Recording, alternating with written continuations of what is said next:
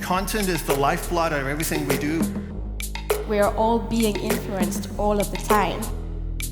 Trust in its own way drives engagement. Good morning, Copenhagen. Welcome to Spark 2019.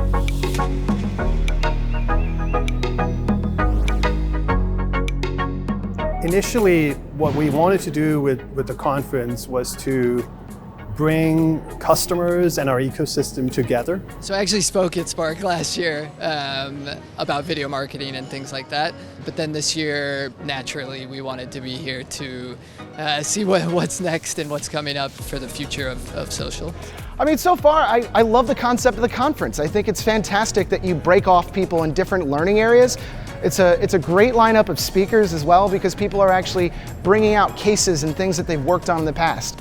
Very, very inspiring at least, and they're far ahead on influencer marketing, an area where we still can learn quite a lot. Spark was really interesting because it's all social media and marketing focused, and really being here with a bunch of similar like-minded people is really inspiring. Because it was colorful, it was engaging, it was just, yeah, it had a good vibe, and it was sort of like taking everyone along.